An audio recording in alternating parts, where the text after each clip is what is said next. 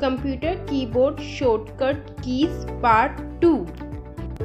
Computer shortcut keys पे इसके पहले भी मैंने एक पार्ट 1 बना चुकी हूँ, उसका लिंक मैंने डिस्क्रिप्शन बॉक्स में दिया है, वहाँ जाके आप चेक कर सकते हैं। चलिए वीडियो स्टार्ट करते हैं। कंप्यूटर कीबोर्ड शॉर्टकट कीज या फिर जनरल कीबोर्ड शॉर्टकट्स। होम की। Go to beginning of current line. The home key is commonly found on desktop and laptop keyboards. The key has the opposite effects of the AND key. Home key, जैसे कि इसका नाम ही reflect कर रहा है, इसका meaning home. Home means घर। क्या दिया है हमें यहाँ पर? Go to beginning of current line. जब हम किसी भी लाइन पे वर्क कर रहे होते हैं और हमें उस लाइन के स्टार्टिंग पॉइंट पे कर्सर को लेके आना होता है, तो हम होम की जैसे ही प्रेस करेंगे तो कर्सर हमारे लाइन के स्टार्टिंग पॉइंट पे आ जाएगा। और इसका यूज़ और किस किस जगह पर होता है? जब हम कोई आर्टिकल पढ़ रहे होते हैं या कोई फाइल हमने ओपन की भी होती है, या फिर जब हम कोई PDF फाइल पढ़ते हैं, तो जैसे फाइल बहुत लंबी होती जाती है या आर्टिकल बहुत लंबा होता जाता है और हमें जब स्टार्टिंग जहाँ से हमने शुरू करा था वापस वहीं पे आना होता है, तो हम जैसे ही होम की प्रेस करेंगे बिल्कुल स्टार्टिंग पॉइंट जहाँ से हमने शुरुआत करी थी बिल्कुल उसी पॉइंट पे हम इस की को प्रेस करके पहुँच जाते हैं। ये the key has the opposite effect of and की। होम की बिल्कुल ऑपोजिट होती है एंड की के। End key. Go to end of current line. The key has the opposite effect of home key. जब हम एंड की को यूज़ करते हैं तो जिस भी लाइन पे हम वर्क कर रहे होते हैं और उस लाइन के हमें एंड पॉइंट पे जाना होता है, तो जैसे ही हम एंड की को प्रेस करेंगे कर्सर हमारा डायरेक्ट उस करंट लाइन जिस पे हम वर्क कर रहे होते हैं उसके एंड पॉइंट पर कर्सर हमारा आ जाएगा। The key has the opposite effect of home की। होम एंड की जो होती है वो बिल्कुल ऑपोजिट होती है होम की के।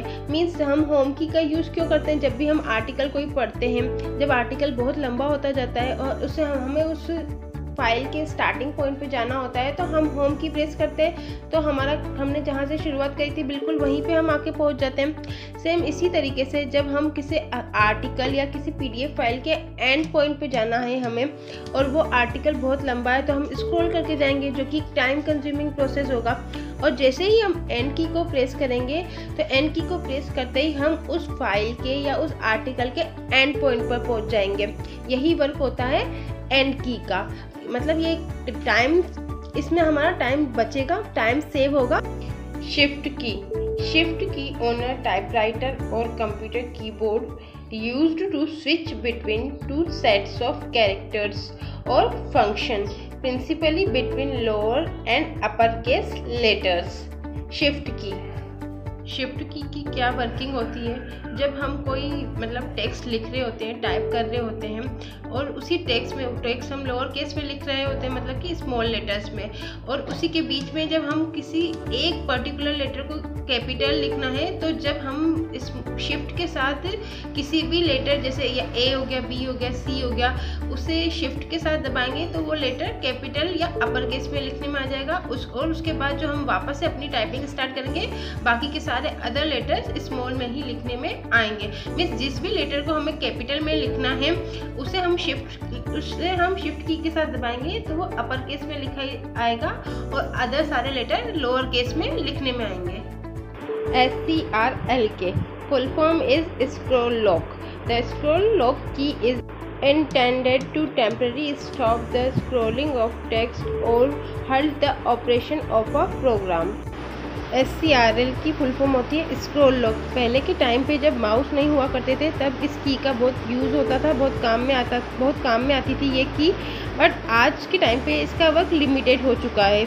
आज ये मेनली एक्सेल में ही काम में ली जाती है। जैसे जो हमारे एरोज़ वाली कीज़ होती हैं उनकी हेल्प से जब हम सेल के ऊपर या नीचे जा सकते हैं। बट जब हम स्क्रॉल लॉक की ऑन करते हैं और जब वो एरोज़ वाली की हम प्रेस करते हैं या अप एरो या फिर डाउन एरो हम प्रेस करते हैं, तो वो हमारा पूरा का पूरा पेज स्क्रॉल होगा, ना कि सिर्फ एक cell. PG up means page up and PG down full form is page down. The page up and page down keys are two keys commonly found on computer keyboards. The two keys are primarily used to scroll up or down in documents, but the scrolling distance varies between different applications. PG up की full form होती है page up and PG down की full form होती है page down.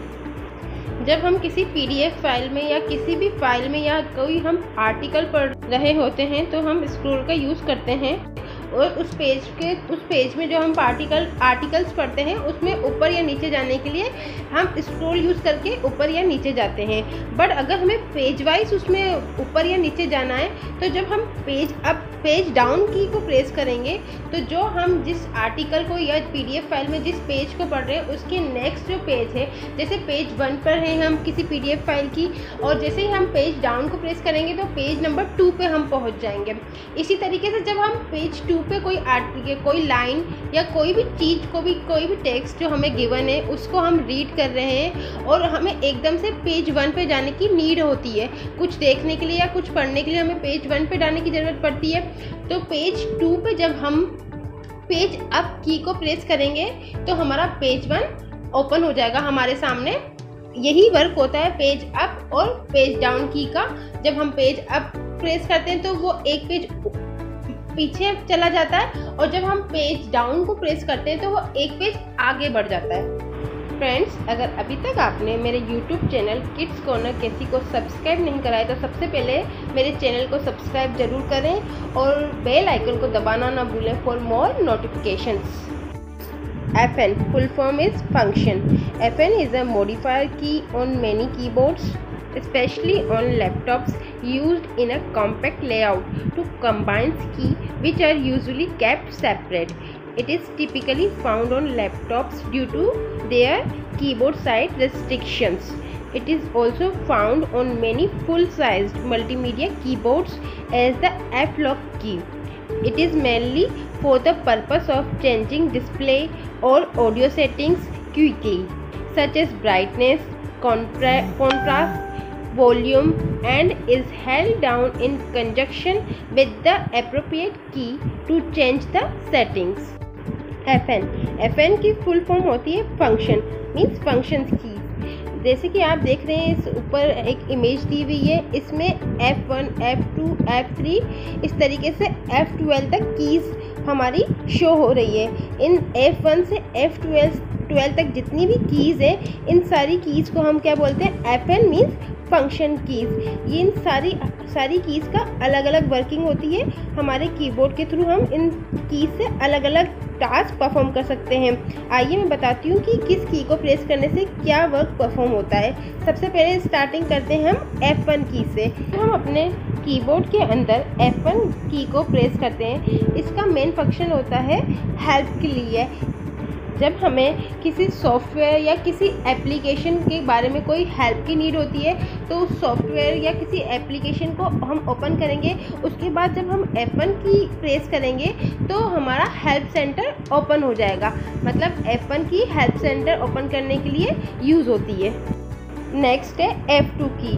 F2 की mainly rename मतलब दोबारा से नाम प्रोवाइड करने के लिए यूज़ में होती है। जब भी किसी फोल्डर को हमें रीनेम करना होता है, मतलब हम उसका नाम चेंज करना चाहते हैं, तो हम उस फोल्डर को सेलेक्ट करके जब F2 की प्रेस करेंगे तो हमारा रीनेम का ऑप्शन वहाँ पे खुल जाएगा और हम उसे दूसरा जो भी नया नाम हम देने चाहते हैं वो हमें उसे दे सकते हैं। नेक्स्ट है हमारी F3 की।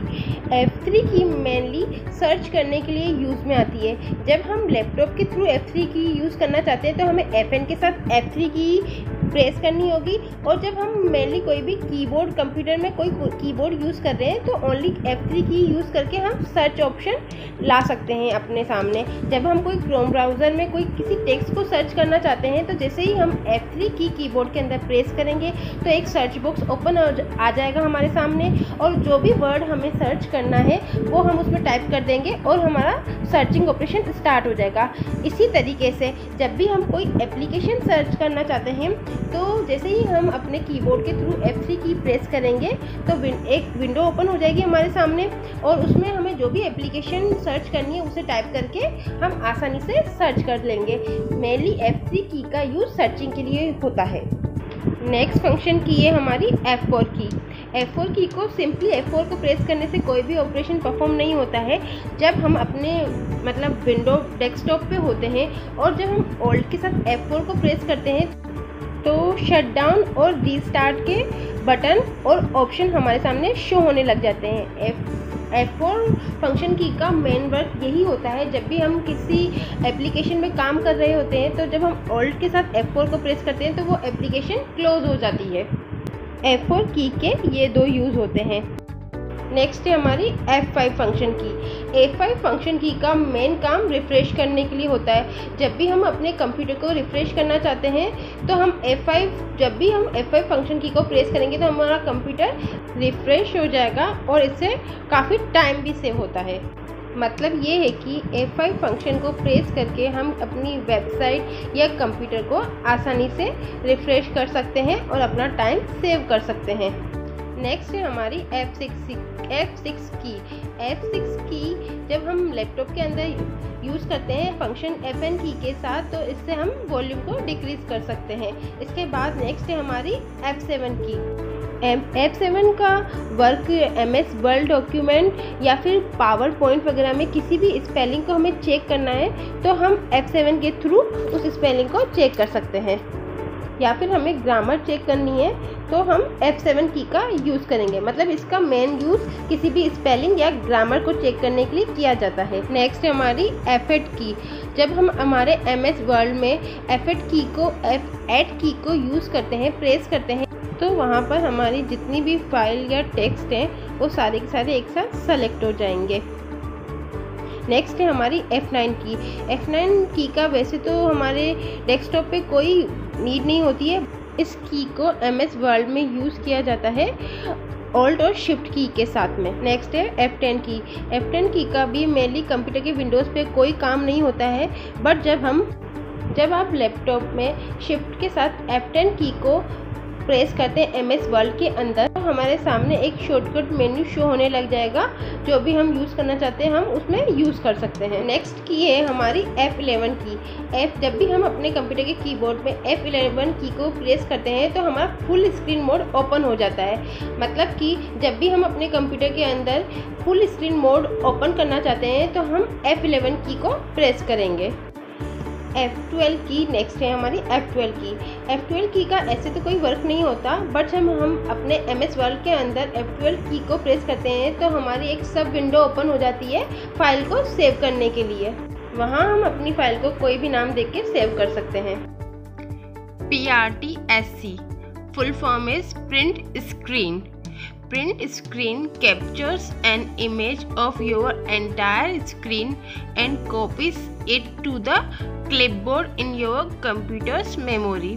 You can then paste Ctrl+V the image into a document, email message or other file. The print screen key is usually located in the upper right corner of your keyboard. PRTSC की full form होती है print screen. जब हम अपने keyboard में print screen button को press करते हैं तो जो एंटायर स्क्रीन होती है हमारी उसकी कॉपी कर लेता है। प्रिंट स्क्रीन बटन जब हम प्रेस करते हैं तो वो एंटायर स्क्रीन को कॉपी कर लेता है और उस इमेज को जहाँ पर भी हम चाहते हैं हमारे जिस भी डॉक्यूमेंट में या ईमेल मैसेज में या किसी भी अदर फाइल में हम उसको Ctrl+V की हेल्प से पेस्ट कर सकते हैं। प्रिंट स्क्रीन जो बटन होता है वो usually right hand side corner पे होता है हमारे कीबोर्ड के। INS full form is insert. The insert is a key commonly found on computer keyboards. It is primarily used to switch between the two text entering modes on a personal computer, PC or word processor.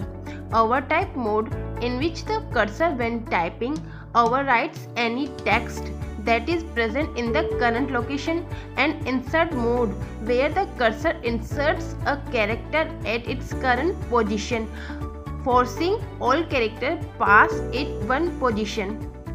Further, INS की full form होती है insert. इसका work क्या होता है mainly, जब आप MS word में कोई टेक्स्ट लिख रहे हैं, जब आप कर्सर को लाइन के किसी एक लोकेशन या बीच में लाकर कुछ लिखते हैं तो वो टेक्स्ट वहाँ पर ऐड होने लगता है। और जब हम इंसर्ट की का यूज़ करते हैं और कर्सर को हम किसी पर्टिकुलर पोजीशन पर लेके आते हैं और उसके बाद जब हम टाइपिंग स्टार्ट करते हैं तो जो भी सेंटेंस हम लिखते हैं वो वहाँ पर ऐड नहीं होगा, बल्कि जहाँ वहाँ पर जो भी टेक्स्ट पहले से लिखा हुआ था उसके ऊपर ओवरराइट होना चालू हो जाएगा। SYSRQ full form is System Request. System request on computer keyboards is a key which has no standard use. It was initially provided as a special key for directly invoking low-level operating system functionalities, especially for switching between different operating system. SYSRQ की full form होती है System Request. System request की पहले different operating system के बीच में switch करने के लिए यूज़ की जाती थी, अब इसका इतना यूज़ नहीं होता है। सिस्टम रिक्वेस्ट को स्पेशली जो लो लेवल के ऑपरेटिंग सिस्टम फंक्शन होते हैं उन्हें सीधे लागू करने के लिए एक स्पेशल की के रूप में प्रोवाइड किया गया था। वीडियो को लाइक और चैनल को सब्सक्राइब जरूर करें। Thank you for watching.